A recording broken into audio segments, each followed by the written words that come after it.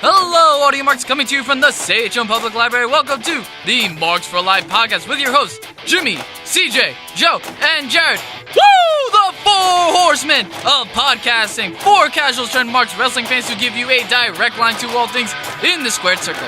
Enter the ring at your own risk.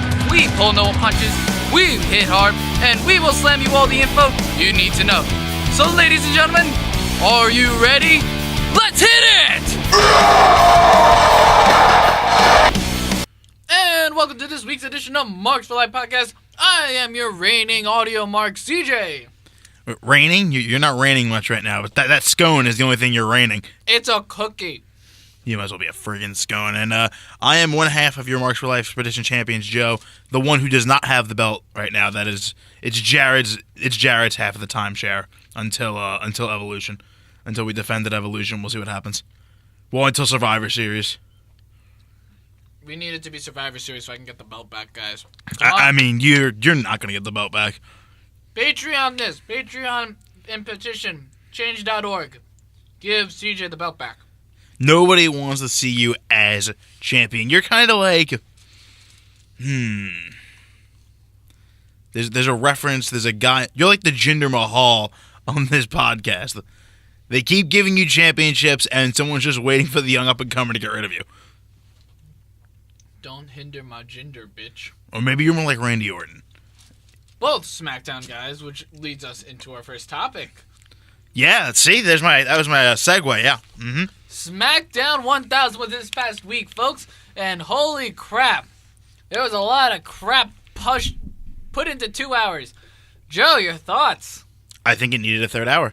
I think they tried to cram 10 pounds of shit into a 2-pound bag, and it just didn't all fit. I came out of, like, oh, it's cool to see him or her again, but what was the point of all that? Like in the beginning of the show, we had to have a McMahon's and R-Truth dance break. That was cool. I enjoyed that. I love Truth TV. It's been 2 episodes, and I don't think we can have 2 more segments of Vince McMahon dancing before he breaks something. Nah, we'll be fine. Just wanted him to come out and take a Stone Cold Stunner.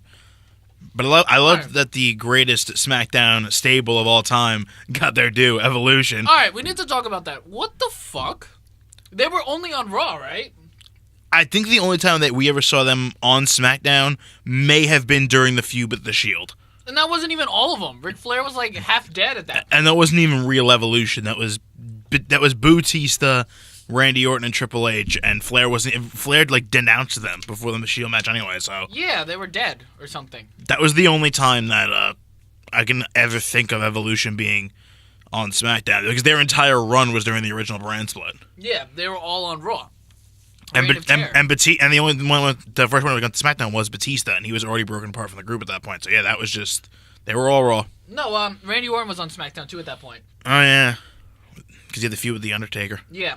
So you had 2 people that were on SmackDown, but Triple H and Ric Flair really didn't have much to do with SmackDown in its history. In my personal opinion, you know, Triple H was the early days of SmackDown. Pre-brand split SmackDown, he was on a lot. So was everyone else. You can make that same case of like Stone Cold Steve Austin, the New Age Outlaws, The Rock. I don't count The Rock as like... Alright, he coined the term, but what else has he done on SmackDown? He was...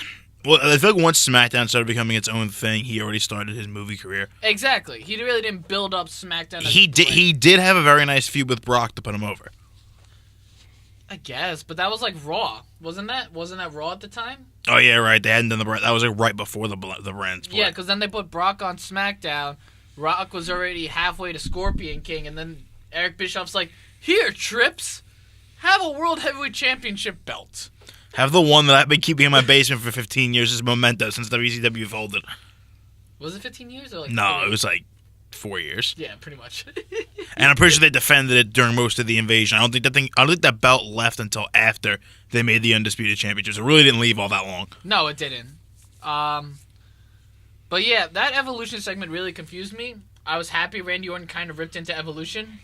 And I'm very excited about possible Batista Triple H feud going on. The Batista was the highlight of that segment for me. Yes. He was great to the fans. I feel like I was nervous about him because the whole reason they did the Evolution reunion because he started bitching in the first place that Smackdown 1000 was in D.C., his hometown, and he wasn't invited. I would bitch too. Batista was a huge part of SmackDown. So yeah, I think he cut a great promo, and I love that he left the door open for one more bit, which he's always said if he was going to have one more big run, he wanted it to be leading into a match with Triple H at WrestleMania. Now, question: do you think that was planned for Batista to drop that on Trips? I think so. They made it tried to make it look natural, like everyone was like, "Oh, what's going on?" But I think that door is still kind of open because I have heard rumors that they were going to use his reaction on what he got on SmackDown 1000 to determine if he was going to come back for one more run. And he got a really nice reaction. So Batista's a boss. I love Batista. Let's just not talk about that year and a half. Which year and a half? That he, was blue. It wasn't even a year and a half. That was like half. He's blue. Look, let's be real here. When Batista came back, I was stoked. And I was hoping for a match between him and Brock at WrestleMania 30. I was stoked to have Batista back. I love Batista. I think he's fantastic. The return getting spoiled before the Royal Rumble was what killed it. That hurt him a lot. If he came out in the Royal Rumble match, which then again, the whole booking of that entire Rumble match, I think would screw him anyway. But if he would have came out as a shock return towards the end of the match. And then he won, I think people would have been much more receptive to it. Yeah, and you didn't treat Daniel Bryan like shit for the hour leading up to it. Yep. That's when Batista got screwed. He got screwed being brought back as a babyface when everyone else wanted a different babyface. Yes. I agree. I am happy to see Batista back on the blue brand. I hope to see Batista continue to be on the blue brand. Plus, he's a bigger star now than when he came back the first time. Definitely. With all the Guardians of the Galaxy successes he's had, the solo films he's had, the rumors of the James Bond movie, the Avengers movie he's been in. He's been on a lot of blockbusters as of late, and that's really saying something considering his career only started in 2012, I'd say. Plus, he has said nothing bad about the fans or anyone since he left. Just WWE. Well, yeah, because of the way they've been friggin'. They've just been acting like dicks to him the whole time. Yeah, they weren't a fan, and he wasn't a fan of the PG rating. They had a lot of creative differences with that too. Plus, if you're gonna have Triple H have another match at WrestleMania 35, which I think we all expect at this point, there's really no one else for him to put over. You might as well have him have another match with a part-timer. Well, there is one person he could put over, and it would be phenomenal. I would love to see Shawn Michaels put AJ Styles over. We might be getting Shawn Michaels over that Undertaker. I heard about that, and I am super stoked. But let's continue on, just really quick. All right, you know what? Let's forget it. Hold on, we'll pause SmackDown 1000. Shawn Michaels coming back for. Actually, no, that's Saudi Arabia talk. Let's finish SmackDown really quick. AJ and Daniel Bryan lost to the Usos. Yeah, that's pretty much all we can say. Because the SmackDown suffered a lot like Raw 25 suffered, where all the people that needed to have their storylines paid attention to got cut short. The only ones who really got any screen time in modern feuds was Becky and Charlotte. And then you have the SmackDown Tag Team title match, which they just used to house Big Show's 1150th heel turn. Yeah, let's talk about Becky Charlotte really quick. That cutting edge was pretty good. I liked how Edge brought that up, though, how he saw a lot of Becky, this is going to be great. A lot of himself in Becky? Yeah! Oh, God. Yeah! I wonder how we got there last night, because he can't fly on planes anymore because of the whole thing with his neck. Oh, so. Is that what it is? I know in the beginning when he first had the surgery, he couldn't fly anymore. I don't know how much his neck... I mean, I think his neck is just kind of what it is. I don't know if it's healed to the point where he can fly without considerable pain. I mean, because, Toronto to D.C. is a pretty good hike. That, 7 hours? That's probably a lot more than that. I don't even know how he did it at this point. Maybe he's just been, driving a car. Maybe he's just been in the D.C. area for, the last few weeks, knowing he was going to make the appearance and just kind of chill. The way the Charlotte-Becky feud is going, do you really think the roles should have been reversed at this point? Or do you think they should reverse the roles now? I kind of thought the double turn was going to happen at SummerSlam. Mm-hmm. Well, have one of them turn and that be that. But now, when Super Showdown came and went, I think we all expected A, for the Bella Twins to turn heel at Super Showdown. Yes. And we also expected the double turn to happen. But we all, I think, forgotten that point that Super Showdown was a glorified house show. That's why the Nikki Bella heel turn came the Raw after. And I don't know what the end game is with this feud, because I'm sure the last woman standing match they have at Evolution is going to be incredible. I cannot wait to watch that. But now we're kind of getting to the point in the feud, like, all right, either Charlotte's just going to crush Becky and that's it, or Becky's going to have this big moment that you're going to be under a lot of pressure to deliver on with her next feud. I think Becky is going to come out on top with this. I see it a lot like a Samoa Joe, AJ Styles type of thing. I mean, you could see the double turn happen during the match. A lot like that Dolph Ziggler, Alberto Del Rio heel turn, double turn years ago. Yeah. When Ziggler had just cashed in Money in the Bank. Back in 2013, where Del Rio kept kicking Dolph Ziggler in the head after it was confirmed that Dolph Ziggler had to go on a little bit of a hiatus due to a concussion he suffered. Yeah, so that was... I could see something like that happening in this match where Becky kind of has to be the resilient one. Charlotte loses her cool and does some really... Because even when Becky told Edge not to break his neck on the way out of the ring, and Charlotte stepped up to defend Edge's honor, they still cheered Becky. Yo, Becky's a beast. Like, no joke. The fact that she can insult Edge like that and still get cheered is amazing, because everyone loves Edge. No one has said a single bad thing about Edge except for Matt Hardy, which Matt Hardy has all of the right in the world. Well, there was the one segment where Seth Rollins was like right in the middle of his authority thing where he threatened to break Edge's neck. That's what I was thinking of, actually, too. When she said, don't break your neck, I thought instantly of Seth Rollins actually like, I'm going to break his neck anyways. Like, that's like murder shit. Yeah, because we know how bad his neck is. And like I said, I don't know if it's improved after so many years. Well, because when did he retire? 2011. 11? Yeah, so you're talking about 7 years.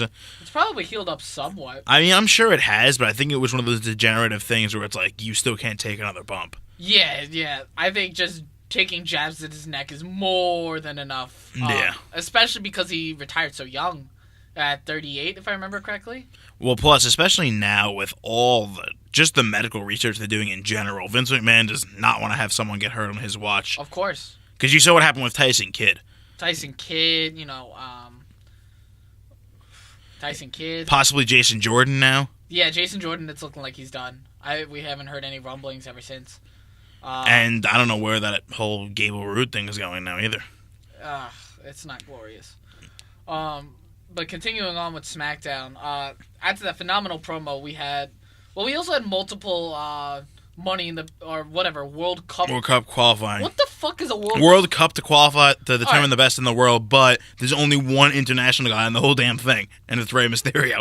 Everyone else is American. Not even international. He's the most international we got. You could have put Drew McIntyre and Rusev in there, but no, they lost their qualifying matches. So it's looking like John Cena. All right, so it's been confirmed. John Cena, Kurt Angle, Seth Rollins, and Dolph Ziggler represent Raw. SmackDown's represented by Rey Mysterio, Randy Orton, Jeff Hardy, and The Miz. Now, does this look like 2007 to you, or is it just me? Like, does this look like Ruthless Aggression era? Does this look like the worst excuse for a World Cup in history? It's like, I mean, I know I'm a huge baseball fan, whatever it says. It's not the World Series. There 29 of the 30 teams play in America and one plays in Canada. So the World Cup of WWE has one guy who was born in Mexico but has been an American citizen for like 20 years now. He wasn't even born in Mexico. He was in, like, Texas. Yeah, so California. He was born in California. So there's your, he speaks Spanish. So, John Cena speaks Chinese. It's the best we got. Well, John Cena's from his own planet, so does that kind of being international? Probably. I don't know. So wait, is The Miz representing Hollywood, California, and Dolph Ziggler's representing Hollywood, Florida? Ooh. Hollywood versus Hollywood. Seth Rollins is representing the Midwest. Yeah, Davenport, Iowa's got their representative in this year. Yeah. And St. Louis with Randy. Yeah, I hate this concept of a World Cup. Because I feel like they're trying to have each of these. I'm not going to say Saudi Arabia because we don't know where it is, right? It's not there. But these international pay-per-views, I feel like they're trying to have something as a focal point. Like last time in Saudi Arabia, it was the greatest Royal Rumble, and all the hype was around that. Yeah. This World Cup thing really is not carrying nearly as much weight. If you could have actually gotten, a couple guys maybe from NXT UK, if you had put Drew McIntyre in there, if you had put Shinsuke in there. Fucking world instead of just America. How many international guys do we have on the main roster alone? We have like Drew McIntyre, we have Rusev, Shinsuke Nakamura. You could have found like 4 guys in NXT UK. You could have thrown Pete Dunne in there. Oh, I agree. You could have Cesaro. Oh yeah, Cesaro. Sheamus. Yeah, they could have been in there. Throw them in there, but no, we're just gonna get John. All right, if you would have had Kurt Angle representing the USA, that's normal. John Cena representing the USA. All right, I can deal with that. But Randy Orton, the dishonorably just discharged Marine who does things backstage and shoves screwdrivers into people's ears. Sounds American to me. You just gotta shake his hand. Oh God. Yeah, that's why I think they're trying to give each of these international pay-per-views like a big selling point. The greatest Royal Rumble Super Showdown was, last time ever, and now this is going to be, the World Cup / 4 old men fighting each other in an actual buried alive match because you're going to need to bury 2 of them afterwards when they die. Pretty much. Let's finish up SmackDown quick because I'm actually itching to talk about Saudi now. The Bar defeated New Day for the SmackDown Tag Team Championships with a classic SmackDown moment. Big Show turning heel again. Big Show turning in general. Yeah. That is the most SmackDown thing. Like, I'm surprised but not surprised. Plus, I don't know who's Big Show's acting coach is, but that look he had in his eyes when he came down to the ring, it looked like he ate more of Eddie Guerrero's burritos. He had to he was gritting his teeth, and I'm like, oh no. I'm like, oh cool, it's Big Show. Wait, there's 3 of the New Day. He's not coming to help them. He's coming to even the odds, isn't he? Oh, yep. The table's cleared off. Kofi hasn't moved. Oh boy, here we go. And yeah, look, Bar and New Day, we got to give someone else a shot with these titles now. The Usos is looking like, because they had a fantastic match last year at Survivor Series. Yeah, but I feel like the SmackDown Tag Team division has just been rotating between those 3 teams with the exception of the Bludgeon Brothers. Which are MIA right now. Yeah, so... Well, who else is there right now? Yeah, I mean, it's Sanity and... Luke Gallows and Carl Anderson, the Colones. Which they won't get a normal... The club would never get a normal push. No. You have the Colones. Let's reform Batista and Rey Mysterio's tag team from 2007 and put them in the tag team division. Oh, I would love that. Or bring back RBD, just don't drug test them. Or, bring up the Lucha House Party. No, they're fine on 205 Live. Especially if we're still going to get a Cruiserweight tag team title, which I really hope we don't because that division's thin enough as it is. Fair enough. But yeah, I would love to see Rey kind of be a big thing on SmackDown Live for a while and then kind of maybe lend his hand a little bit to 205 Live and kind of help them get off the ground. Kind of like how Drake Maverick dabbles back between Raw and 205 Live. Yeah. But yeah, welcome back, Rey. That was probably the best match of the night. Rey is looking like he's slated to win the U.S. Championship. Yeah, that's what I've been hearing. Well, now he needs the Grand Slam now. Yeah. He already won the tag team titles and the WWE title. Who has gotten this Grand Slam this past year alone? The 3 Shield. No. All 3 of them got it. No, not this year. From 2018, you had Roman Reigns, then Randy Orton, then Seth Rollins. Oh, yeah, right. Jeff Hardy. Yeah, Jeff Hardy got it. I think that was it.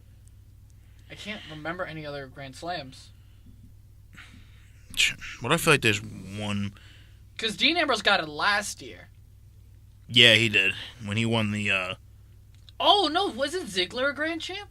Oh, no. He didn't win the WWE Championship, right? Or no? No, he has. He won the World Heavyweight title. Oh, yeah. So wouldn't Ziggler be it because he won the U.S. Championship? Yeah, but he already held that before, though. I think that wasn't the first time I think he's held it. No, that was the first... Oh, yeah, you're right. Fuck. All right. Let me see. Let me look at the WWE Grand Slams because... I can't... I think it's just 4 this past year currently. All right. So the modern format of the Grand Slam...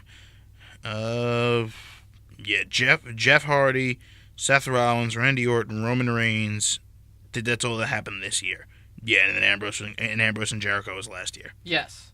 Yeah, so it's 4, and Rey Mysterio is slated to verse Shinsuke Nakamura after his victory. Slated to verse him at Starrcade, which is the week after Survivor Series. It's a live event. I don't remember. I think it's in Georgia. Don't quote me on it, though. Probably should be. It Should be in Atlanta. It should be. But that's what it's... It looks like he's going to take the title from him then. Which I think would be really good to see Rey Mysterio have the U.S. Championship. And it would be also great to see that because then Andrade Cien Almas could take it off of him. At some point, I want to see Rey Mysterio feud for the WWE Championship with either AJ Styles or Daniel Bryan. That would be really I think that would be a great end game. Because, right, what did he sign, a 2-year contract? Yeah, 2 years. So I think he can gonna have a lot of good stuff in there. Oh, Starcade's in Ohio. What the hell's in Ohio? Dean Ambrose? No one cares. Is it going to be in the Ambrose compound? The Ambrose Asylum? Oh my god. Yeah, SmackDown was a lot of crap thrown in. Mysterio and Shinsuke, I think, was the best thing of the night. And then Batista in the Evolution promo, that was the... What about Undertaker's return? That was probably cut short because they realized everything else ran long. No, apparently Evolution ran long. So because of that, they cut one segment, which is supposed to have James Ellsworth. Yo, I know Ellsworth was cut from the show. I think the Batista... I can see the Batista part of that going along. That's what I'm thinking, because I think he went a little off script.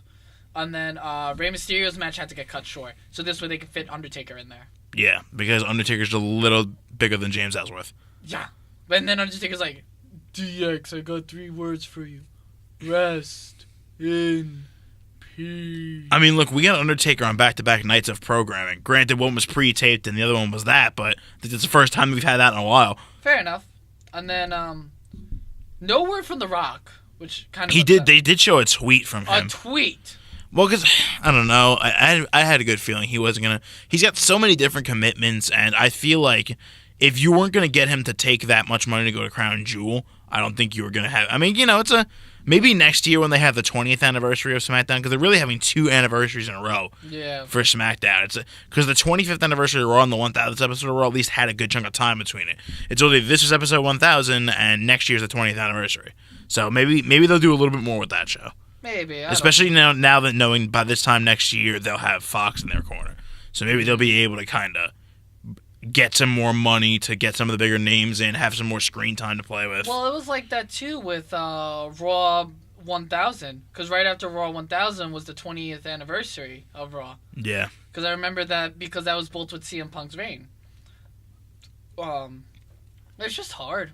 Well, I mean, if you think about it, if you have 20 years of a show and you air 52 episodes a year, that's 1,000 episodes right there. Fair enough. So it's over 1,000 episodes there. So you're basically going to have them both come up at the same time. Yeah.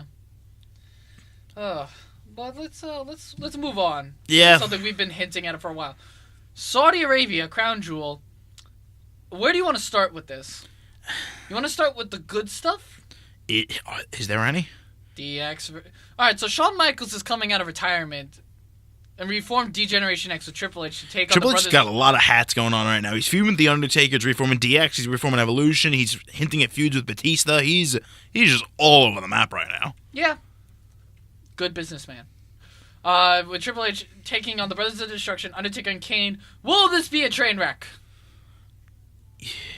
If the Super Showdown match, I think we saw just a little bit of a hint of what this is going to be. I'm still not expecting a lot from Shawn. Oh, I just thought of something. Triple H could actually be in the World Cup. It's Jean-Pierre Levesque. Yeah, there you go. Or Jean-Paul Levesque, whatever he was. But yeah, I'm really not expecting anything from Shawn. I mean, he's been at least with Triple H and The Undertaker and Kane, they've been doing intermittent things over the years. Shawn Michaels has not stepped foot in a ring since he retired in 8 years. I don't know. I'm worried. I am too. And I'm also a little upset. Like, granted, I would love to see Shawn Michaels perform, and it's looking like Shawn Michaels is signed for a multi-match deal, probably leading up to Undertaker versus Shawn Michaels at Survivor Series, and potentially Shawn Michaels versus AJ Styles at Mania, which I would fucking love that. I would love that too, but here's the issue you're booking yourself into. So you have a very good possibility of WrestleMania 35 being headlined by Shawn Michaels, a part-timer challenging for one top championship because AJ Styles, and The Rock versus Roman Reigns. So you're looking at 2 part-time stars filling arguably your top 2 biggest matches on the card, and then you're probably gonna have what was I just thinking? Batista. If you have Batista versus Triple H, that's 3 part-time heavy matches at your 3 biggest drawing points of the card. It's gonna screw some people over. Okay.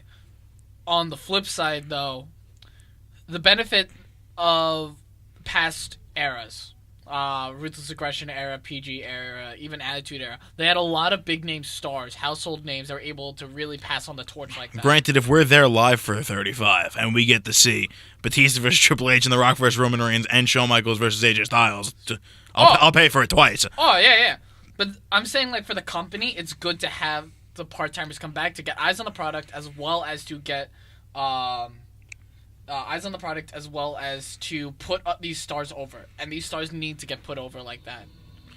Yo, the problem that I have with this is it's obvious, and I don't know if Triple H is going to be changing this when he finally takes over, but it seems like they still just can't.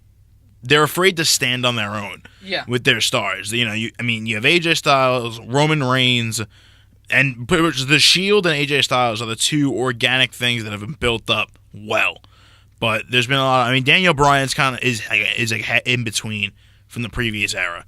They haven't been able to totally distance themselves and make their own product, and I don't think that's going to happen until Vince cedes full control to Triple H. What about when the Fox deal comes? Maybe when the Fox deal comes, or if the Bullet Club arrives, you might see a complete changing of the guard. I don't think the Bullet Club's going to come anytime soon, though. They have too much money invested and too much power invested into the independent scene right now. There are already talks of All In 2 and All In 3, and it looks like they're going to stay a little longer on the independent scene. I don't think that they're going to come to WWE, and even if they do, I think Vince would screw it up.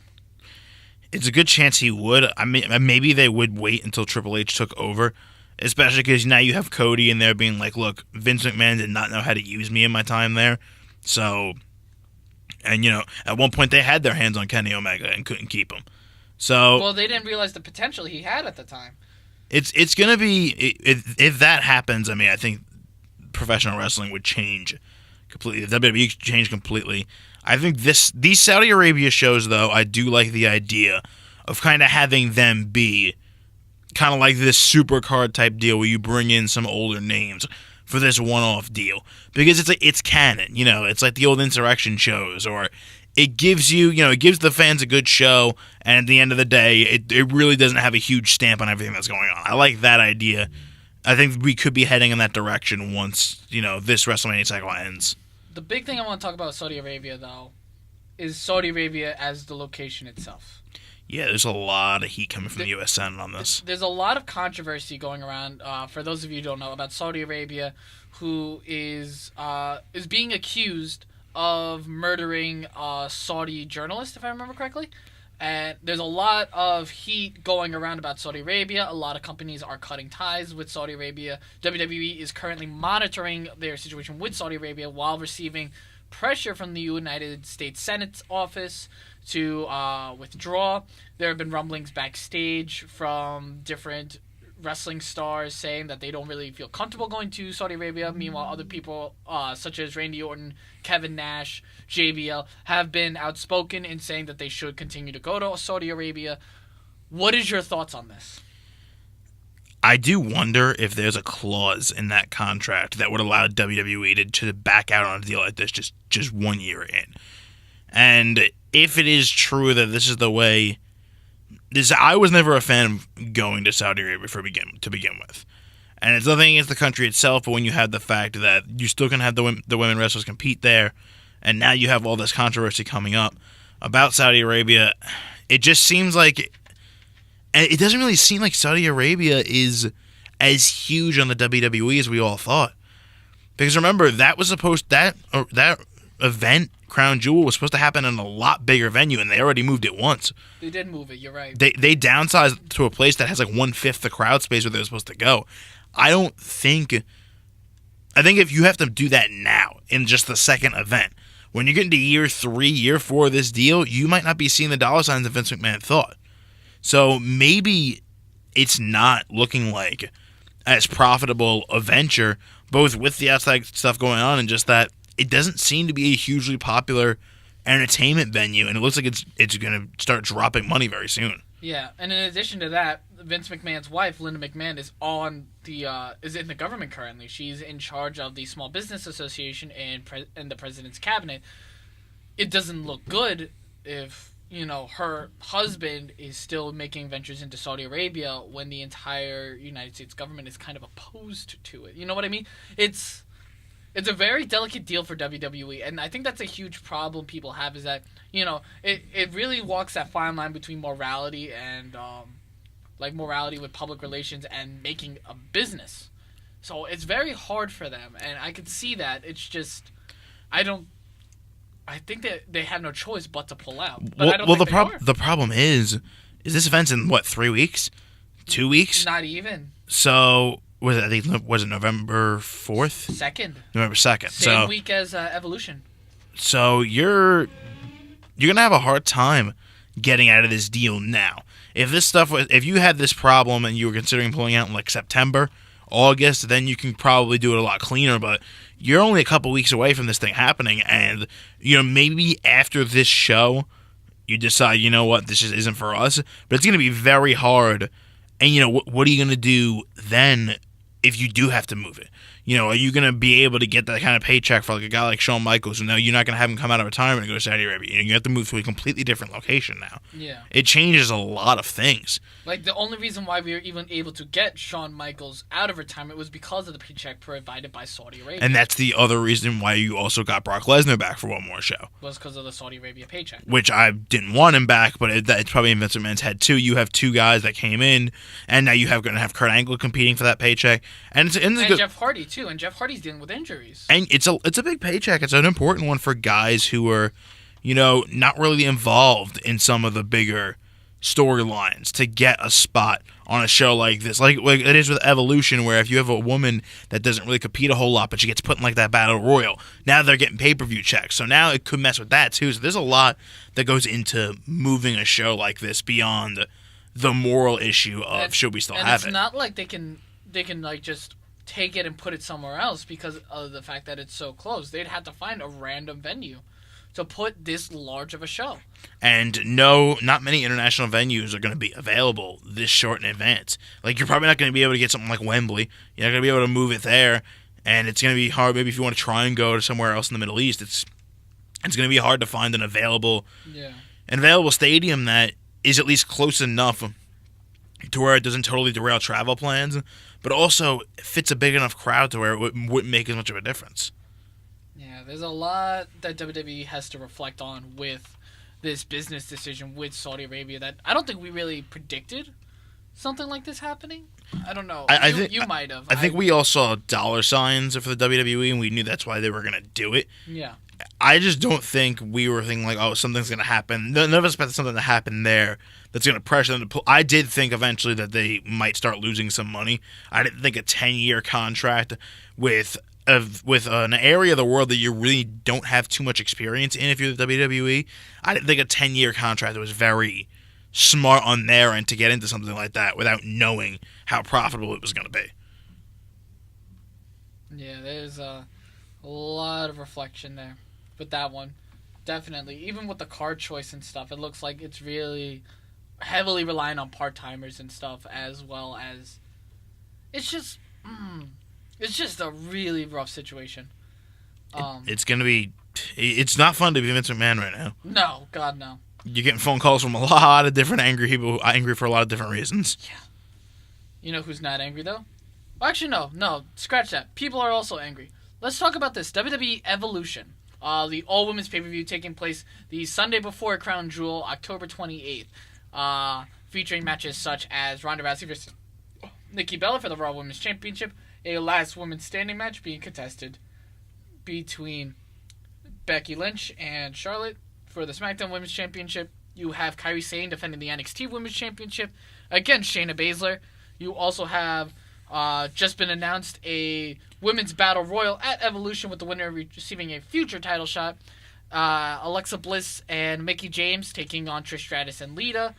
and a NXT UK Women's UK Championship match, Rhea Ripley and someone else, and the finals of the Mae Young Classic, which is Toni Storm and Io Shirai. Whew! You're a little flustered there. Yeah, it was a little bit much. I want to talk to you about a couple of matches on the card. We talked about the last women's standing match prior when we were talking about SmackDown 1000. I personally think that's going to steal the show, and I think that should be the one that main events. I think the only competition it might have is Shayna and Kairi Sane. Yes. Might be the only competition, just because, we know what Ronda Rousey matches are at this point, and Nikki Bella isn't exactly Ricky Steamboat in between the ropes. And so I think that's going to be iffy. The tag team match with Trish and Lita, I understand why they made it into a tag team match, because Alexa's been dealing with injuries, and you just don't know how well Trish and Lita would do in separate matches. In addition to that, they're also thinking, this was supposed to be the original plan the entire time. This was supposed to boost ticket sales. Do you believe that? That this was just to boost ticket sales of 2 individual Hall of Famer matches?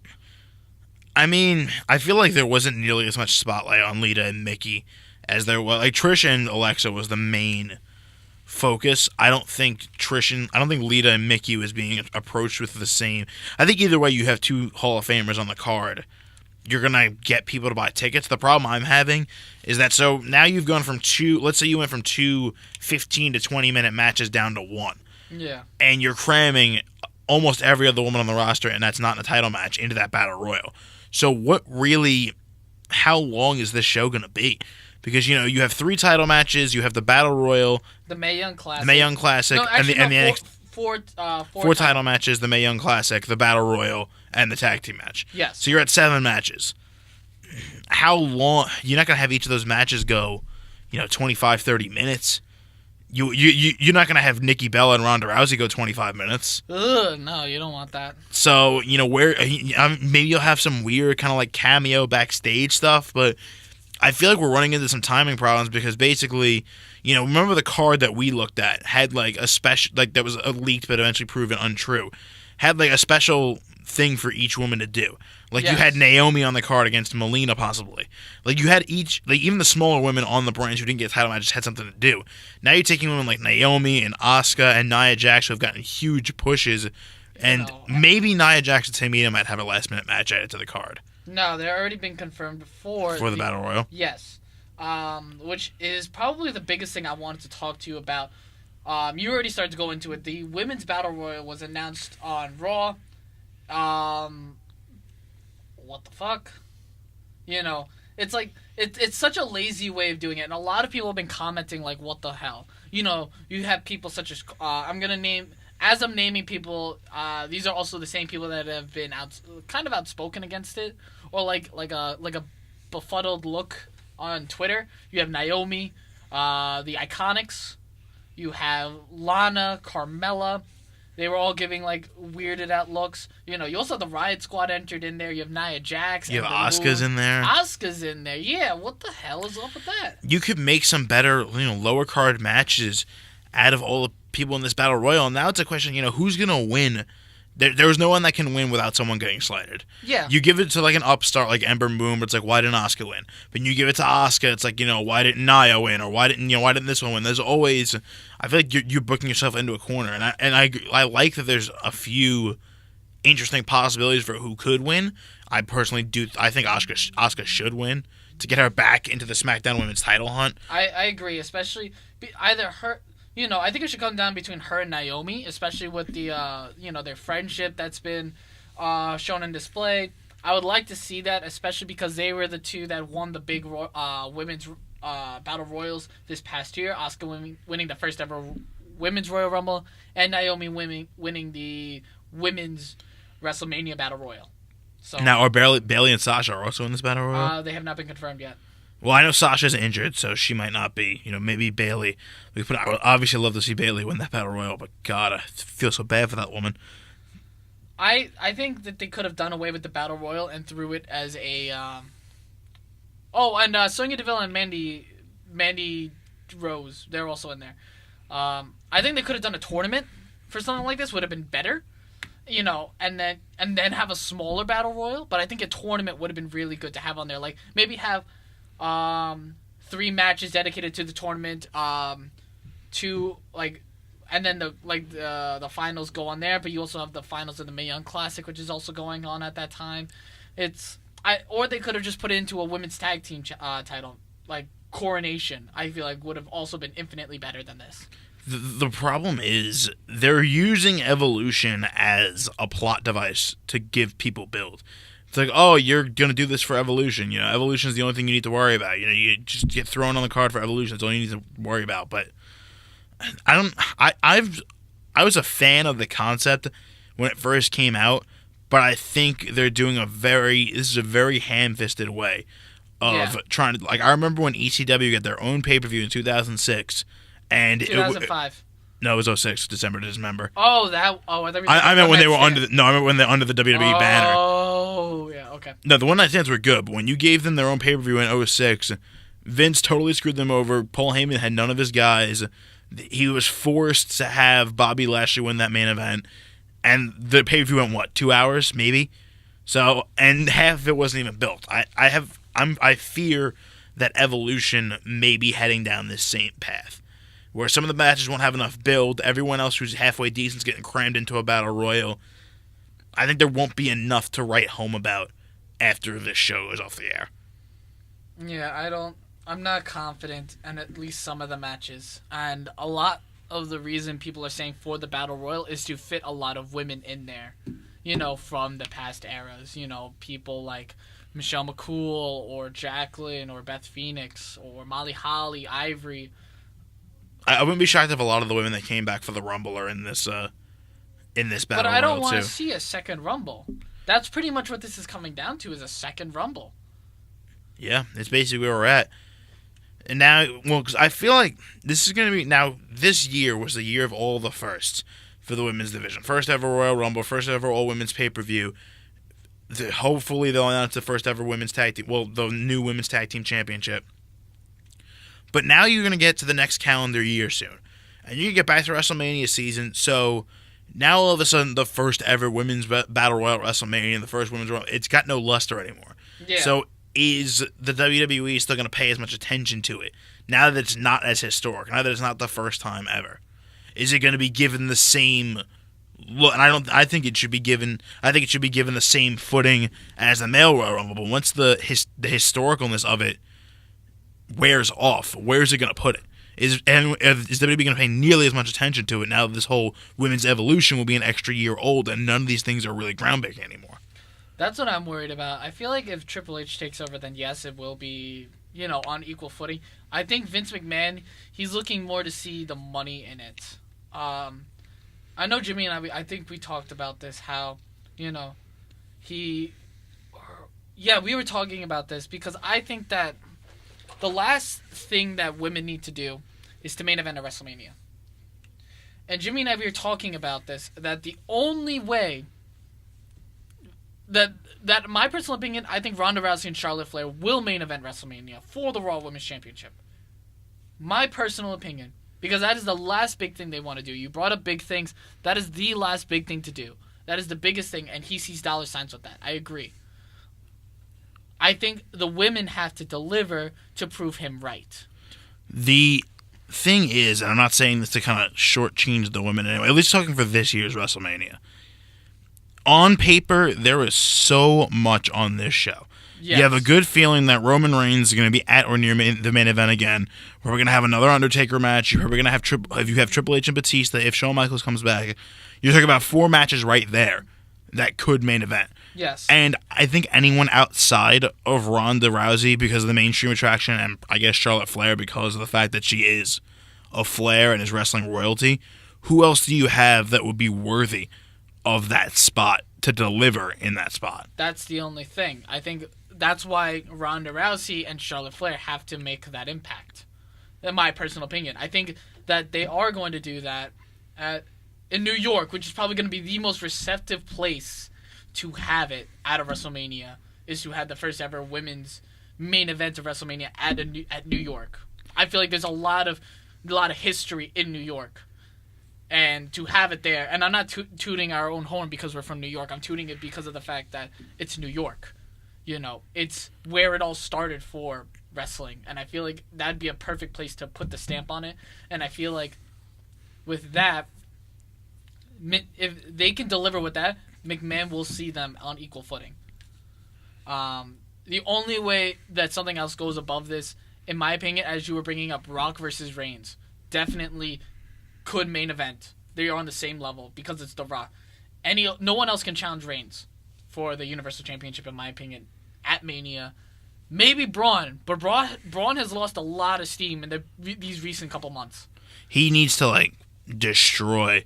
Well, he needs to destroy Dolph Ziggler. I think Drew McIntyre is going to get pushed the hardest out of this threesome. But the fact that they cooled so much on Braun when they had the Money in the Bank, they fucked it up, and that fucked up his push. Hard. It was the timing of his push with the timing of Reigns beating Lesnar. If Reigns just beat Lesnar at WrestleMania, we wouldn't have this problem. No, we wouldn't. But going back to the original point, I don't think Reigns is going to main event this WrestleMania just because there's no one on the current roster that can top a match like Ronda Rousey versus Charlotte. There are two people who could main event, and that's The Rock and John Cena. Exactly. Those are the only two that Reigns could face because he's already had Triple H, he's already had The Undertaker, and he's had Brock Lesnar. So you've run through the big three. Now it's either The Rock or John Cena. Exactly. And I don't think people are ready to have. Then again, Reigns versus Cena might be the most booed main event in WrestleMania history. And I think WWE might avoid that, given their recent history. I think Charlotte Flair and Ronda Rousey main eventing is the safest bet, and I think that if they deliver, then that's exactly what is going to be needed. I think they have to deliver to get that equal playing field. They might have to main event this WrestleMania only because I think this is the last WrestleMania we're going to see the Universal Championship. Yeah, it's going to be long gone once Fox takes over. Dissolved, absorbed, whatever the hell you want to call it. Burned. Burning works. Burn the belt. I don't care. So, yeah, I have no problem with the belt itself. It's just what Brock Lesnar has made it symbolize. Yeah. And it's going to take a hell of a reign from Roman. And it's off to a bad start, not even his fault. It's just because of the way they've been... Him and Seth Rollins have not been defending their championships. And I think that's getting lost in this whole Shield versus Braun and Friends feud. Those titles still haven't been defended. Braun and Company. Braun Company instead of Bad Company. Yeah, I think that WWE is really in... I think they're in trouble. Between Crown Jewel and Evolution, they have a lot. And then both Raw and SmackDown. This is the time of year where they usually lose some steam. Going into Survivor Series, you kind of hit a bit of a lull. And then things hit back up again once you hit the new year. Yeah. And you start building towards the Rumble. But this is going to start to be a little bit of a downtime. And that's where I think that's where they're trying to fill the back end of the calendar with the first women's pay-per-view, with all these international pay-per-views, with these big, part-time feuds to try and hold over that gap between WrestleMania and the next build for it. My personal opinion, you should cut the international house shows entirely and then just have them international actual freaking pay-per-views. Why not have Australia host Survivor Series? That would be fantastic. Well, that big problem is that Vince McMahon would never do it because if you had him host a pay-per-view in Australia, it would totally throw off the time slot they would have to use for pay-per-view here in America. I'm just saying it would still be. It's better than a house show in my opinion. I feel like if you really want to establish the way I think you should do it before we move on to our next topic is I think you should cut some pay-per-views out. If you want to keep the house shows, fine. I think you should have maybe, one or two of those international house shows a year and then have 8 pay-per-views. Because having these house shows happen when you're 2 weeks away from having to build for another pay-per-view, it disjoints everything. Because now you have to have the Shield fight Braun Strowman and them just because it's a big match, it's a big show and you need a main event, but you still have to worry about building Braun versus Roman in Hell in a Cell, which is 2 weeks after. It's too crammed together. No, I get you. we have one more final topic before we go into our discussion main event of the podcast. Joe, our resident video game expert, tell us your thoughts on WWE 2K19. If you don't want to give spoilers, that's fine. I'll put a spoiler warning right now. Spoilers. All right. Well, I haven't touched my career yet. I've just been playing mostly Universe Mode Exhibition. I think the game feels a lot better than last year's game because they went so far for realism that everything felt slow and sluggish. Now it feels a lot more crisp. The graphics are just as good as always. There's really they keep getting better in that department. The commentary still pisses me off to no end. Why? What's the commentary? Describe it for us. The entrance commentary has been improved because they actually say things relating to each individual superstar. But if you're doing a match between Dolph Ziggler and Seth Rollins makes his entrance, when Dolph Ziggler starts making his entrance, they're still talking about Seth Rollins, and they're not even acknowledging that anything's happening on the screen. Well, no one ever acknowledges Dolph Ziggler anyway, so that's that's accurate. True. And they never acknowledge John Cena's entrance because you can't see him anyway. So he's there. I think so. I've heard rumors. But all I've seen is just a random 89 running about, with trumpets blaring. The new Hell in a Cell has, I think, been much improved. Yeah, I heard about that. It's more spaced out, right? To do maneuvers. Yeah, the cell itself is smaller, but you can now run around all four corners outside the ring. You don't have to worry about getting bumped around. Oh, okay. You can now, of course, the new Hell in a Cell and Steel Cage mechanic where you can fight climbing the cage, I think is I like that new addition. I also love the ability now that you can throw someone through the wall of Hell in a Cell without having to worry about having an OMG moment and getting him in the perfect corner. I think a lot of the animation is a lot more crisp this year, and I think there were a lot of people that were upset about the roster going in, but day one after getting the game, I went on to Community Creations. I just grabbed Tommaso Ciampa that someone created and just threw him in there. Yeah, let's discuss the roster. How do you feel about the size of the roster? Does it impact the game at all? Any additions? I know you mentioned Tommaso Ciampa that you would like to be added into the game. Give us your thoughts on the roster. I want Nikki Cross in there.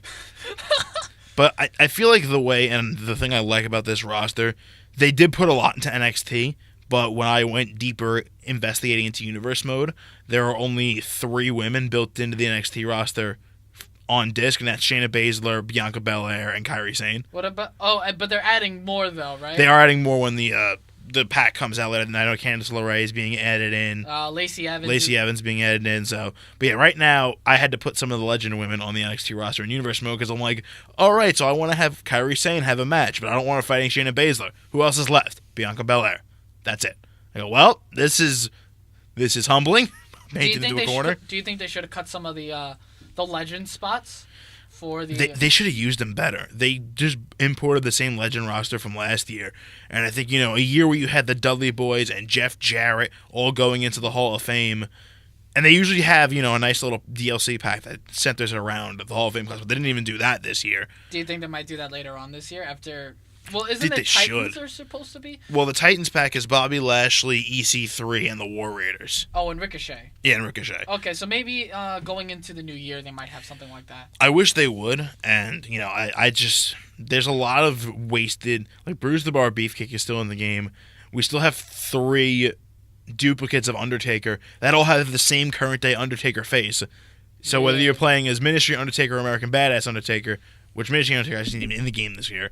So whether you're doing old-time Undertaker or American Badass or now, it's the same face model. What do you do with the current... Well, the duplicates? Do you just, set them free? I would love to make him just in one slot. You could have done it with Mick Foley, too. I don't know why he was just a huge part of programming.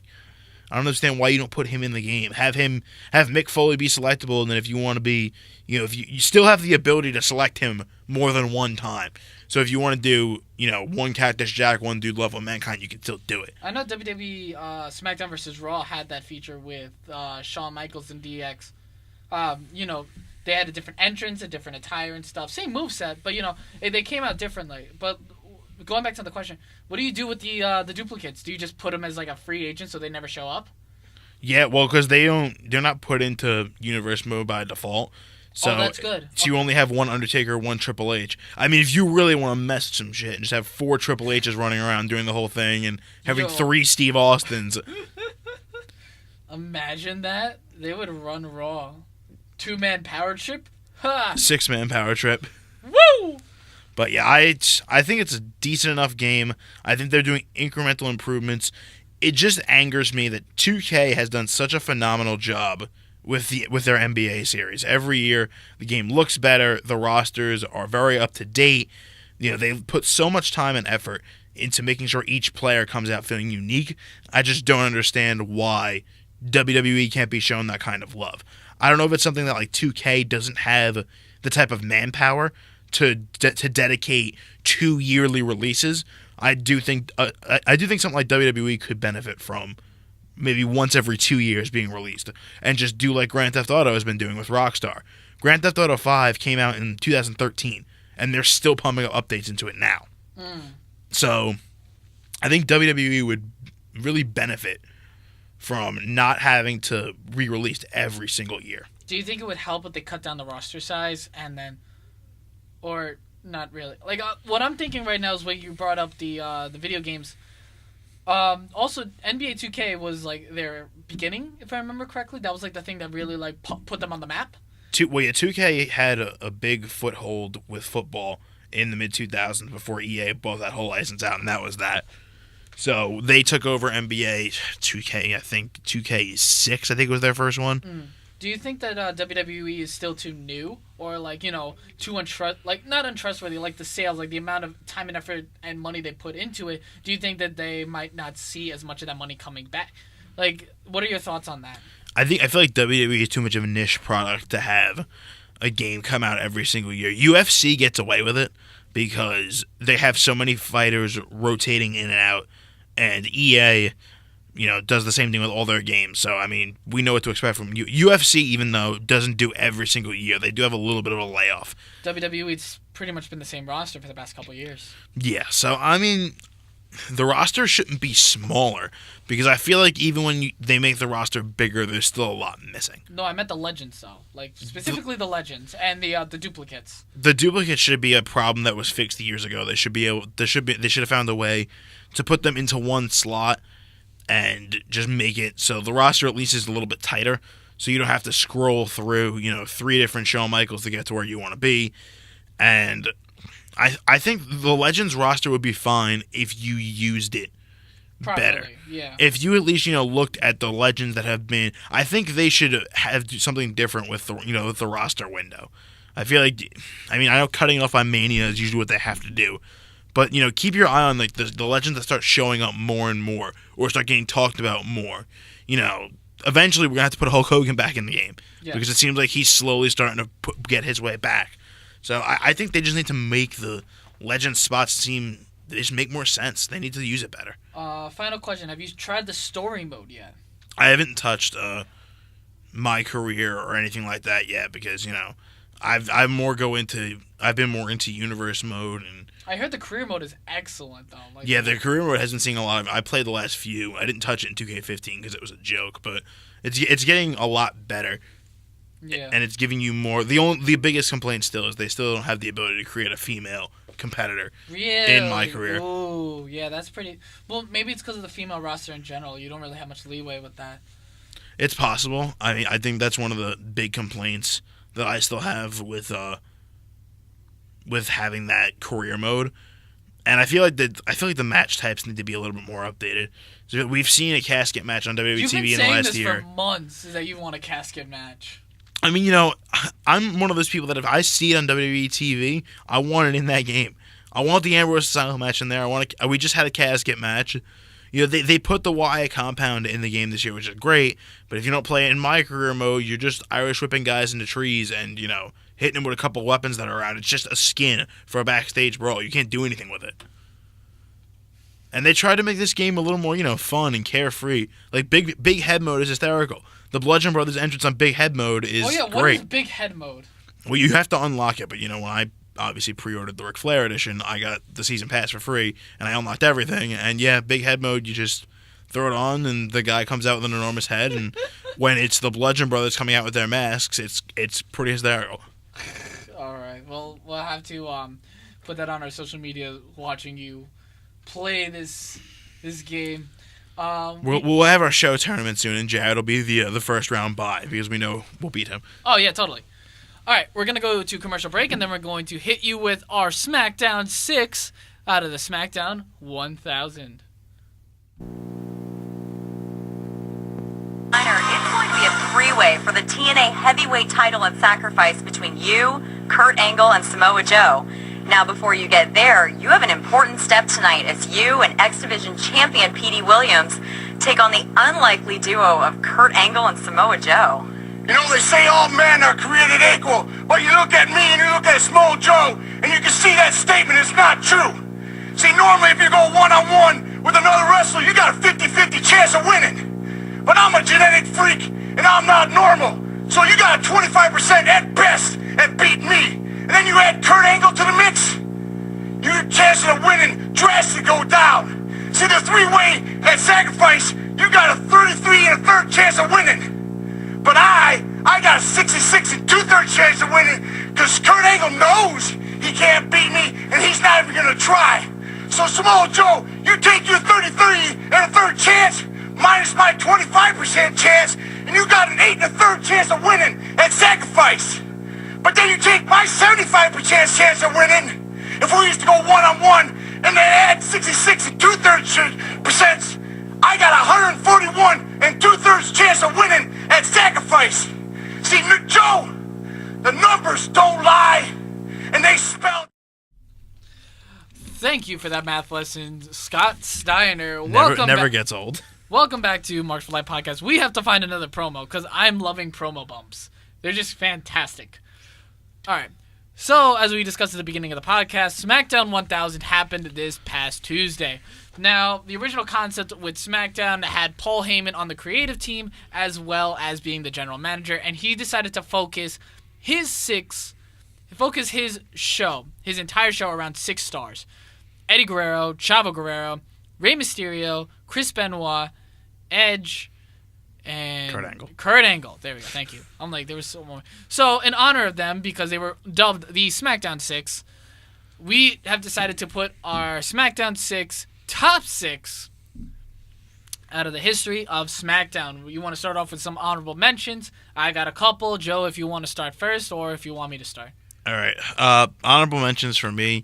I'm going to give one to The Rock, just because, his catchphrase is what coined the whole thing. And he's had some good moments on SmackDown. I don't think he was instrumental in the show as we know it now, but I have to give him his due for that catchphrase. Okay. I'm going to throw my hat to... I was actually going to throw it to Eddie Guerrero. I feel like as much of an impact as he did make in the couple years that he was on SmackDown, unfortunately, I feel like his death really stopped what could have been so much more. He had a lot of great moments as one half of the Los Guerreros, being a part of the original SmackDown 6, the WWE Championship win against Brock Lesnar. He had a lot of great moments with SmackDown, but I do not feel like that he... Unfortunately, due to his death, I do not feel like he has made as much of an impact on SmackDown as he could have been had he lived. I can appreciate that. He actually made my list, so... Okay. But I'm going to give an honorable mention to someone that didn't make either of our lists, but was still instrumental in SmackDown's programming. I'm going with Teddy Long. I got to give Teddy Long... toss the hat to Teddy Long, because he was... I still think he's my favorite general manager. That man, He's friggin' incredible, and I love Teddy Long. I love every time that music hit. Like, all right, here comes the tag team match. Where's the Undertaker at? Yeah. I love Teddy Long. I got to give him a nod as an authority figure. I think he's just the man. I gotta give it to Teddy Long. Man. All right, I'll definitely give you that one. Yeah. I was actually gonna throw one this way. I was going to throw it to... Yeah. I was going to throw it to Daniel Bryan, actually. Put him on there. Because I didn't want to put him on the list. See, my list has no one modern in it. Yeah, exactly. Just because the brands have been so fluid ever since the first brand split ended. With Daniel Bryan. Because, he was a huge part with SmackDown and the brand split, as well as the later years of the previous brand split. But I don't, I feel like a lot of his success happened on Raw. And I feel like no one really That's also my theory with Edge, and that's why he was an honorable mention for me. Even though he was part of the SmackDown 6, I feel like the bigger part of his career came on Raw. he's in my top 6, bro. But he was one of the people I was fighting over for my 6th spot. And then one guy I just got to talk about that I actually don't think belongs in the 6 is JBL. I was not thinking JBL. Because JBL, I think, feasted during a time where SmackDown was weaker. You know, he was basically him and The Undertaker carrying the main event scene. You know, Eddie Guerrero was on his way out. Well, Batista Eddie was kind of near dead. Batista was starting to make his way up, so I think that was the yeah. problem with JBL is he was just champion. The only reason he was champion what was the old line from Paul Heyman, One Night Stand? The only reason you were champ for a year is because Triple H didn't want to work Tuesdays. Yes. That's it. That's why I think JBL was just champ for that long because and there was no strong heels otherwise. If you want to really look at it. Yeah, I think that's the problem I have with JBL. He had a great title run, and it's now been passed by AJ Styles. So. Yes. I just think he feasted at a time where SmackDown was a little low because 05, 06 WWE was kind of bad. Yeah, it was pretty bad. I don't remember much good from there. All right, so let's get into the 6. All right, my 6th spot I have to give it to Jeff Hardy. My personal opinion, I feel like Jeff Hardy really did encompass what the Blue Brand was, which is really the workhorse, the style, his feud with CM Punk alone, and a lot of his success really was brought about through SmackDown television, as well as really making SmackDown what it is. You know, really, really like in your face. I think Jeff Hardy belongs in there as one of the top 6 greatest SmackDown stars. You know, he also had great matches with Triple H for the WWE Championship, which he's won. Edge, he's defeated for the World Heavyweight Championship. CM Punk, again, a lot of great stuff in his later years, and he's come back to the SmackDown brand, which he belongs, and a lot of people did agree with that at first when the break happened between the Hardy Boys back in 2017. Jeff Hardy deserved to be on SmackDown, and he's such a natural fit for SmackDown. He deserves to be there. My personal opinion. Jeff was a big name I was considering. I just think that his absence from WWE for a while going to TNA, obviously it's no fault of his own. He had problems going on. He had problems with injuries and drugs and all that. I just think there's a huge chunk of time that he really could have cemented himself on the Blue Brand that I think he missed out on. So I think that's one of the reasons why. Jeff Hardy's also a personal favorite of mine. So. He is a personal favorite of mine. I grew up loving both Hardys, but Jeff more. So yeah, so I was like, I have to put Jeff on this list. He made me love SmackDown. He was like the reason, one of the big reasons. Yeah, my number 6 does go to Eddie Guerrero. Yeah. I think in the time that he had on SmackDown, the one that I think really put him on this list for me was his feud with someone else on my list, Rey Mysterio, in 2005. Yes. His feud with Rey Mysterio before his passing was incredible. It was great television. That heel run for Eddie was just... He was nuts, and I love... Eddie was always great for me, too, because I loved the whole lie, cheat, and steal. I loved watching his matches. I was so happy. I remember the night of No Way Out when he beat Brock Lesnar for the WWE Championship. And watching him and Chris Benoit celebrate WrestleMania 20 always one of my favorite moments. So I love Eddie, and I think that's number 6. I think his tag team run with Chavo was great, but that feud with Rey Mysterio was just what put him really over the top for me. Oh, man. You bring up Rey Mysterio, that's my number 5 right there, is Rey Mysterio, the master of the 619. I feel like Rey Mysterio... You know, when he debuted for the Cruiserweight division on SmackDown, he kind of really made such a huge impact in that match, won the Cruiserweight Championship, and then moved up the ranks, which is another great thing about SmackDown, is that it encompasses working your way, working hard, you know, to grab the brass ring. And he did that. And he was probably one of the most enjoyable parts of SmackDown for the better part of its history was Rey Mysterio. Rey Mysterio was a huge highlight reel in general. You know, winning everything on that brand, from the Tag Team Championships with Batista, the World Heavyweight Championship on multiple occasions, his feud with Chris Jericho over the Intercontinental Championship, the Cruiserweight Championship, as well as everyone clamoring for his return, which he is now back. I feel like Rey Mysterio does deserve number 5. Also being one of the SmackDown 6, you know, really being built around Rey Mysterio, it's kind of a no-brainer to have him on the list, especially for his longevity as well. Yeah, and the fact that he's come back now seems like better than ever after his run with Lucha Underground. God, it seems like he's in better shape. He moves a lot crisper now. It's like night and day. Now, for my number 5, I know I'm going to need a disclaimer. I know it's going to be unpopular, but my number 5 spot goes to Chris Benoit. That's fine. For the wrestler, Chris Benoit, I know everything that happened, and that day, I remember how devastated I was, and that's a day that we may never have all the answers on what happened, but when you boil it down to it, Chris Benoit in the ring was Smackdown, and his run, obviously he won the World Heavyweight Championship on the Raw roster, but his rise to the top. He anchored the Smackdown mid-card for years. He was a staple of the United States Championship, whether he was working as a face or heel, had incredible matches with Eddie Guerrero as part of that tag team with Kurt Angle as well, and the way I felt like every time someone goes like, "Oh, I need a tag team partner for tonight," and then Chris Benoit's music was hit, I'm like, "You heels done fucked up." So my number 5 spot, although I know everything that's gonna come with me saying that pick, but my number 5 spot does go to the Rabid Wolverine, Chris Benoit, and like I said, we'll never know what happened that day, but I know one of the greatest tragedies, and I feel like his career is always going to be a what if, because I feel like he was ready to kind of go into a second leg, possibly lead the ECW brand, and then maybe come back down the line, because he seemed like someone who was just a company guy. So number 5 is Chris Benoit. Yeah. No, I'm not going to say anything different. I did consider Chris Benoit at one point, just regarding the wrestler in general, but I just couldn't ignore what happened, and that was just a huge thing for me. As great as he was, as much of a SmackDown 6 he was, it was very difficult for me to really put him on that list. But I will respect your opinion. I'm not going to attack you for that one, because there is a huge case to be made for that as well. Number 4, you might have a problem with this one. I'm going to throw the phenomenal one, AJ Styles, on there.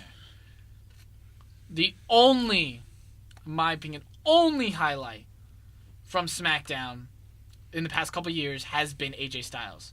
He's phenomenal. He has rebuilt SmackDown into his house. He won his first WWE Championship on that brand, and he's also currently the longest reigning SmackDown WWE champion, longest reigning WWE champion in SmackDown history, as well as looking towards becoming a year-long champion if he can defeat Daniel Bryan at Crown Jewel, which more than likely he probably will. I don't think Daniel Bryan's going to get crowned there. But AJ doesn't come, he made SmackDown his home. He really did come into his own there. Raw was pretty good to him, but SmackDown is where he thrived. He had great matches there. Even prior to the brand split, he had matches with The Miz on there that were fantastic, as an introduction. And I feel like AJ Styles does deserve to be in that top 6 because of his athleticism, his impact on the brand, his longevity of his championship reigns, and overall just carrying it in a time where wrestling's not that cool, but he knows how to make it phenomenal. I do respect that choice. I still think I do agree AJ is the top reason to watch SmackDown right now. Just the matches he puts on every single week, whether it's Samoa Joe, The Miz, even his matches. He got the best match out of Brock Lesnar during Brock's Universal Championship, right, as far as one-on-one matches go. So I think if there's someone modern that I was going to put in my list, AJ would have received serious consideration. So number 4 on my list is someone you mentioned already, as Rey Mysterio. Rey Mysterio is someone that I was calling for his return as much as anyone, and it was a shame to see what was happening to him with his knees. Every time it seemed like he would start get going again on a push, he would get injured, and he'd miss 6-7 months at a time, and then he'd have a big return, everyone would go crazy, and he'd get injured again. And his feuds with both Guerreros were magical. His feud with Chavo right after Eddie's passing was great. Yeah, he had a great feud with Chris Jericho and with CM Punk as a member of the SmackDown brand. He was a big part of the Cruiserweight division early on, just his high-flying matches, and I feel like he really reinvented himself as his body really started to get a little more limited. He wasn't doing, I used to miss the days where he used to come flying out of the trap door in the stage when he did his entrance, but now he's a little more reserved. But yeah, I think Ray is a little bit higher on my list because I think just his overall, just the feuds he was a part of, I do wish his championship run was a little more impactful. Yes. Because I feel like once he had that moment of winning the Royal Rumble for Eddie and then winning the Triple Threat match at WrestleMania 22, it went down from that point. But I think overall, Ray definitely, I think I'm very confident putting him in at number 4 just based on the time he spent there, and he was jack of all trades. Oh yeah, for the SmackDown brand. Definitely, I definitely would agree with that. You know, my placement's a little different, but I do agree. Rey Mysterio does deserve to be in that top 6 spot. Now let's get into the top 3 because I think this is where we're really going to differ. Third spot, I'm going to have to give it to the Animal Batista. He's my number 3 as well. All right, so let's discuss this. Batista and Rey Mysterio between 3 and 4 was really iffy for me, but yeah, Batista deserves to be there because I feel like Batista, he was SmackDown's answer to John Cena. That first injury of his triceps really put a damper on things and it really slowed him down. But when he got to SmackDown originally, he was white hot. Just beat Triple H at WrestleMania for the World Heavyweight Championship. He was the man on SmackDown for years. Yeah, between his matches with Triple H were fantastic, and then upon his return from injury, his classic series of matches with Undertaker, phenomenal. You know, there's no other word to describe it. They were legendary. Those series of matches. You know, I think they're still at a draw. I have no idea. Those matches, each of them, you know, you can liken them to a Roman Reigns, Braun Strowman, but better because of the names that they were. You know, the intensity. It was fantastic. You know, Undertaker really put Batista on the map, and I feel like Batista was a made man because of that. And Batista was able to hold his own and thrive with his legacy after the series of clashes with The Undertaker. Yeah, Batista, he was an easy choice for me to put in the top 6. I just didn't know where I was going to put him. Yes. But, as I said, when he was on SmackDown, you know, he was the big heroic monster babyface that would, you know, bail his buddies out. He got some sort of decent match out of the Great Khali. I think that was a huge accomplishment. But, yeah, his feud with The Undertaker was really what put him up there for me. And, you know, Batista. I just noticed my top 6, 2 of them had really good matches with really bad Indian wrestlers. Jinder Mahal and Great Khali for AJ Styles, and then Batista. Yeah. Yeah, well, I do. Batista I've always loved. I love that he was just a badass, and I feel like anytime he came out, you knew shit was about to get real. Oh, yeah. And he always, you know, he would have came out injured. He didn't care. He would just kept going. So, yeah, so top 3. So the third spot we are the same. My number 2 goes to the Olympic gold medalist, Kurt Angle. Ooh. I would, but I feel like Kurt Angle did a lot more on Raw than on SmackDown. It was a toss-up, but there was one thing, and I feel like one feud has determined a lot of these picks for me. Kurt Angle versus Brock Lesnar.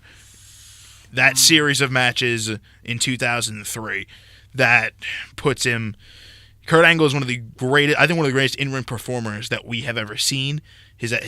Obviously his athletic background helps him with that, but he was one of the original SmackDown 6. He had great feuds with Batista, with Brock Lesnar, with The Undertaker. You could throw him in there with anyone. He had wars with Chris Benoit. I think everyone on my list has had a great match with Kurt Angle at one point. Rey Mysterio, that incredible opener from SummerSlam 2002. Like everyone on my list, probably because of Kurt Angle partially, has had at least one great match with Kurt Angle, and he's just, even when he was injured and was general manager, you still just loved watching him go. And I think Kurt Angle, he's number 1 as far as in-ring ability, and I think SmackDown would not be near where they are today if it wasn't for Kurt Angle, notwithstanding his 35-second guest commentary appearance on Tuesday night. Let me throw one at you. A different member of the SmackDown 6 has made number 2, and that is the Rated R Superstar, Edge. I gotta give it to Edge. Edge is SmackDown. He is SmackDown through and through. Everything on Raw, he's like, nah, I'm gonna go back to SmackDown. Like, the only great thing he had on Raw was his thing with Lita. His feud with John Cena was really his telling moment on Raw. That was with Lita. And the stuff he was doing with Randy Orton was really good too, as Rated RKO. I guess, but like SmackDown was really his big thing. You know, he had his Money in the Bank cash-ins on The Undertaker, feuds with Batista. He led the SmackDown brand. After Batista pretty much left, Edge was that leader. You know, and you see, I'm still going like this. I'm like throwing up his hand signs right now because of how impactful Edge was. SmackDown 6, partnering up with Rey Mysterio against the Guerreros. and Benoit and Angle, having great ladder matches with Guerrero and great hair versus hair match. He dubbed the "You Suck" chants against Kurt Angle on SmackDown. It's true. It's damn true. Yeah. All right, so I walked right into that one. Yeah. Kurt Angle, though, as much as... I don't know. I feel like his time on the Raw brand was more impactful, but I feel like Edge, as a whole, he really made his name on the SmackDown brand. I feel like that is his... you forget that Edge was on Raw. You will always remember Edge is on SmackDown. How much he bled blue was amazing. Yeah, he was, like I said, he was one of the guys I was really fighting with, figuring out, trying to get him into the top. So, he was if this was the SmackDown 7, Edge makes the list for me, but he's, just on the outside looking in. But and especially Edge retired with the World Heavyweight Championship on SmackDown. It's true. That's some blue blood shit right there. And my number one spot... All right, are we both thinking the same thing? The Undertaker. Hell yeah! It's not even close for me.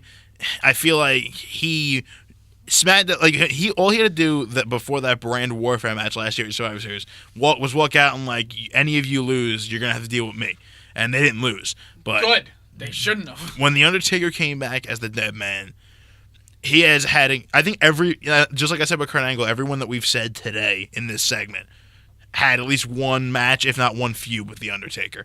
Undertaker versus Batista was incredible. Undertaker versus JBL was a solid series of matches. Undertaker versus Edge. Rey Mysterio was fun. He had a fun match with Rey Mysterio, too. I mean, The Undertaker, he's had wars with both Hardy Boys. Everyone that you can think of. I think it's hard to have The Undertaker, because The Undertaker will probably make my Raw 6, too. But he's just... He is the pioneer. He is the number one. He's the greatest of all time, in my opinion. And I agree. His dedication to the business and the way he was on SmackDown. And I mean, it sucks because SmackDown reached its height when he was starting to kind of get towards a slower part of his career. But I mean, he even got a great match, a semi-decent match out of Mark Henry on SmackDown at WrestleMania in that casket match. Yeah. And then the war. It's just everything The Undertaker did on SmackDown. Buckle up, Teddy. Oh, that was the best. Even his matches with CM Punk were great. That Hell in a Cell match that they had together when Punk was in his earlier days was very good. They revived the Brothers of Destruction feud. Nothing is like Undertaker. No one will ever be The Undertaker. SmackDown would not be where it is without The Undertaker. When I sat down and thought, all right, SmackDown 6. Well, Undertaker's number 1. Let's get that out of the way now. Yeah, it was a fight between 2 to 6. Yeah, The Undertaker just... Like I said, you could put him pretty much anywhere on any WWE countdown, and he'll figure somewhere in the top 5. He just... There really is no one better, and... I mean, part of me is, greedy and wants to wrestle at least 60, but I know that's not possible, so...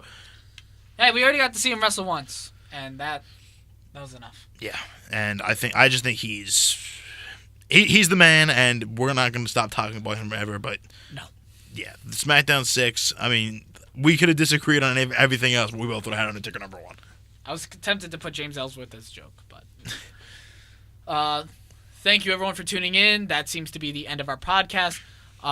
We're going to come to you guys next week with our predictions for WWE Evolution, as well as whatever the hell else is going to be going on. Should we take an over-under bet and how long the pay-per-view is going to be? Over or under 2.5 hours? I'm going to say over 2.5 hours. Yeah, what, 2:31? Yes. Okay, great. Until next time, Audio Marks.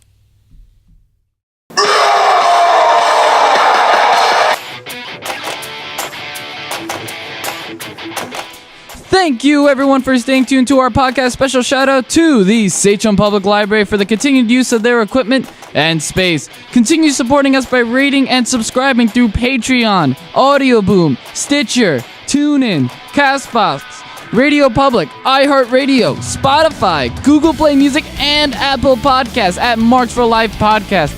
And now, check out our YouTube channel, Marks for Life, for our podcast playlist and other content.